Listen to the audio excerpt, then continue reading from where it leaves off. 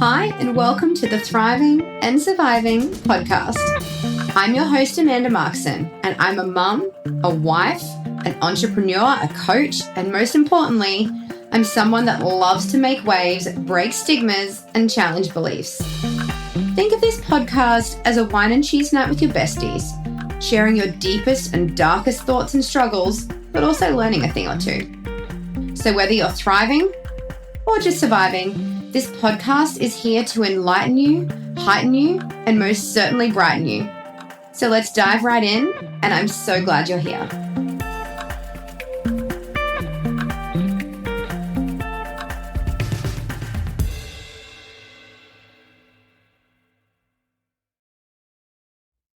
Welcome to season 5, episode 5 of the Thriving and Surviving podcast.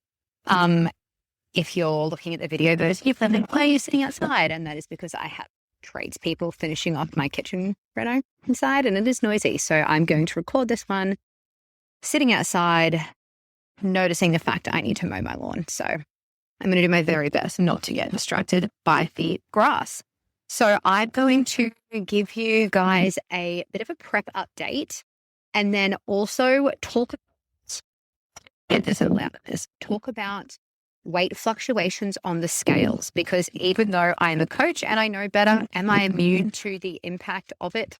No, not really, even though I know behind it. So we're going to unpack that a little bit, because I know that is a common one that I see people struggle with, my clients struggle with. So we're going to actually unpack and talk through that a little bit. So prep update to start with. I am sitting at 8 weeks out. And for the most part, I'm pretty happy with how this prep has gone. And the reason why it has gone as well as it has gone, honestly, was my starting point.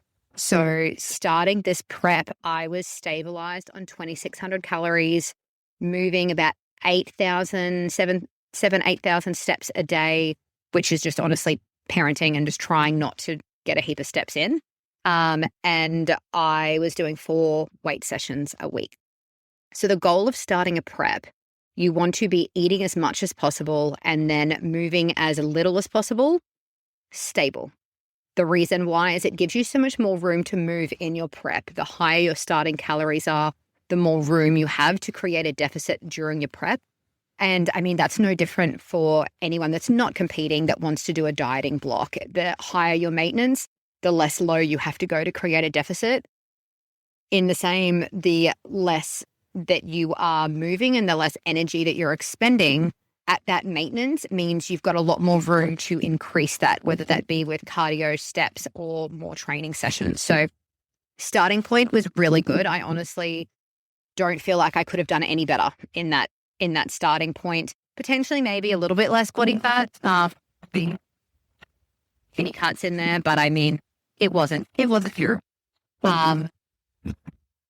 It means right now at 8 weeks out, I'm sitting on 1,700 calories at the moment is what I've dropped down to this week. And it's interesting because obviously I have all of the data from my prep 2 years ago that I've been comparing against to see how I'm tracking in relation to that. Because I feel like last prep, I was happy with my conditioning for the most part, but I needed a little bit more muscle through my lower body, which I committed. I sent it in my off season, putting on as much muscle as I could, and ended up sitting about 7 kilos up in muscle over the year and a half, that is good. Like, that is very good. So I was very happy with that. Which means my stage weight is going to look different, because obviously the more muscle you have, the heavier you're going to sit while you're still lean, obviously. So at this point in my last prep, I was on about 1,300 calories. So that wasn't the nicest. And that's because I started my last prep in a very different starting position. I wasn't sitting at that kind of calorie. It was in the thick of my divorce.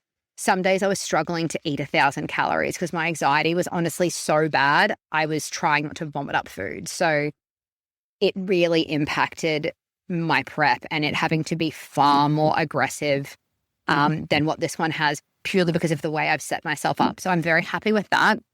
I was comparing my pinches yesterday, and they're somewhat relative. some areas are leaner, some areas aren't. And I obviously also had someone else doing my pinches for me. So they're not completely comparable, but it does give me a little bit of an idea. I am sitting 5 kilos heavier right now than what I was at 8 weeks out from my last show. But I'm 1% less body fat when we're looking at a body fat percentage now. So overall, my position is still better. That being said, I still have to lose about 6 kilos over, I'm not going to say 8 weeks because like peak week when you're sort of carb loading, like I'm not really counting peak week. So over the next 7 weeks, I still need to be losing about 6 kilos, which is a pretty solid slog, I'm going to be honest. So I am a little bit nervous about that. I did lose 10 kilos in my last prep in the last 10 weeks. But I had a lot more weight to lose through that prep. I was, coming in postpartum. So overall, like I think from my heaviest to my stage weight, I dropped about 30 kilos all up. So this prep hasn't been that bad. I started this prep at 80. And at the moment I'm about 10 kilos down with about maybe 5 to 6 to go. So everything is ramping up a bit. I've been very much doing everything I can this prep to preserve my muscle mass that I've worked so hard for in my off season so that when I get on stage, my shape looks drastically different. And preserving muscle mass means I can't just go balls to the wall in a deficit, because as much as you can, structure your protein and be hitting your training to preserve muscle mass, too aggressive a deficit, you're going to be eating into your muscle mass. So I've really tried to pace myself as much as I can. But I've hit a point now where I'm like, we are just going to have to send it through this home stretch to come in the way that we want to come in. So that's where we're at with that. I'm definitely not spending as much time posing as what I should be. And Sam, if you happen to be listening to this, but it has been tricky navigating, obviously, like working 2 jobs, like coaching, and then I'm still at the fire department. I'm still doing shift work. Callie has therapy multiple afternoons a week, plus being a mom. So trying to fit, training in, steps in, posing in, like it is a lot. It is a lot. And I mean, Ben had his accident when also we're coming up in nearly 2 weeks, I think 2 weeks ago now, where he's like obliterated his ankle. So he's off work, home on crutches, won't be able to weight bear for 6 weeks, probably needs another surgery, I think, at that 6-week mark because of how much metal hardware they've had to put in it. So I've also been up the hospital, taking him to appointments, kids to appointments, my appointments. So like my schedule is cooked. And I mean, I remember when Tommy had his foot accident. So yes, this whole thing triggering after, like this is the 3rd time that I have had a partner do an injury, like a serious limb injury, which is making me feel like I am the common denominator. Like I don't understand how this consistently happens to me. Like out of the last 4 partners, 3 of them. My ex-fiance before Tommy nearly lost his leg. Tommy then obviously nearly lost his leg, ended up losing his foot, and now Ben snapped both the bones in his leg, dislocated his ankle, ripped off all the ligaments, like, I don't know. And when Tommy had his accident, I mean, his was obviously that bad. I had to pull out of prep.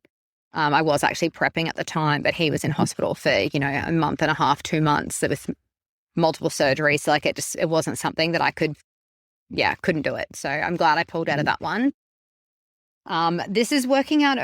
There are benefits, I suppose, like Ben being off work and home gives me a little bit more flexibility to try and, fit in preemie, I guess, a little bit.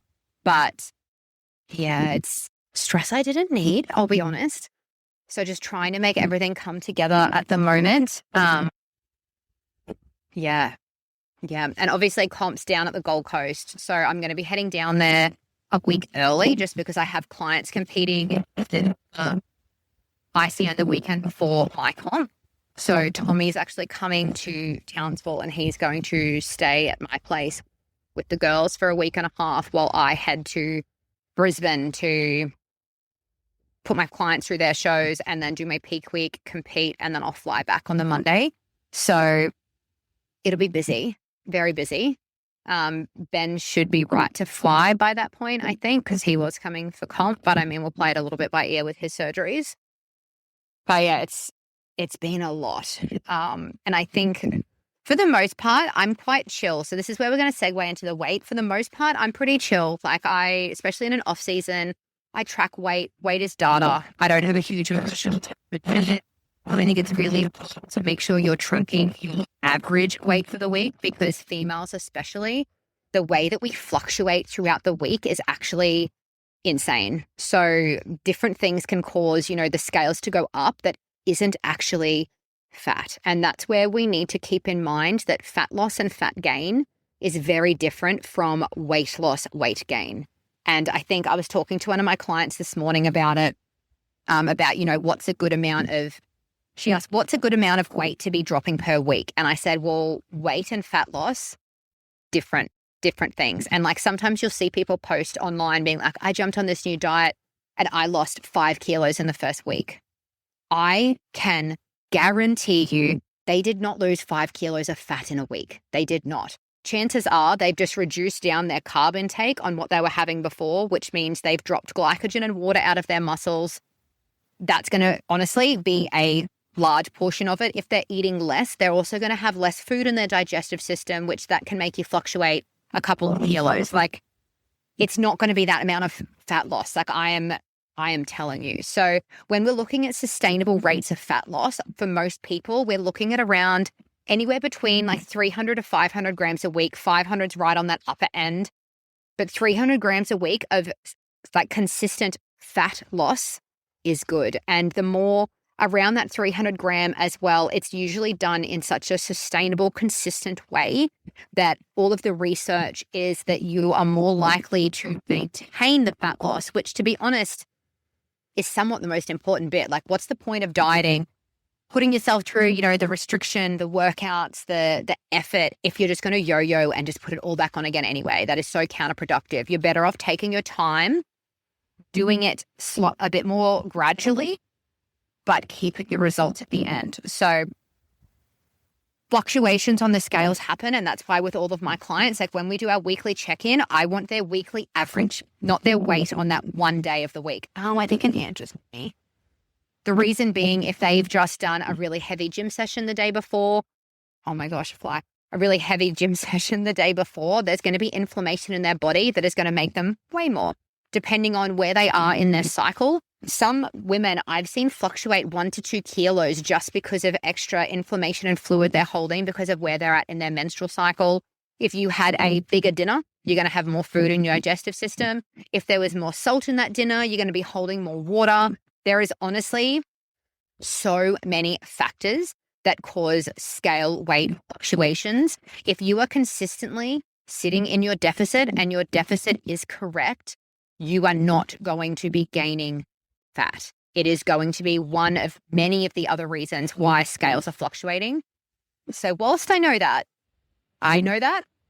tell you what, getting on the scales this week when obviously like in prep, there is that pressure when I know I need to be sitting at a certain weight to achieve a certain body fat percentage. And I know what that weight is. I know what I'm working towards. To see the scales fluctuate up 1.5 kilos,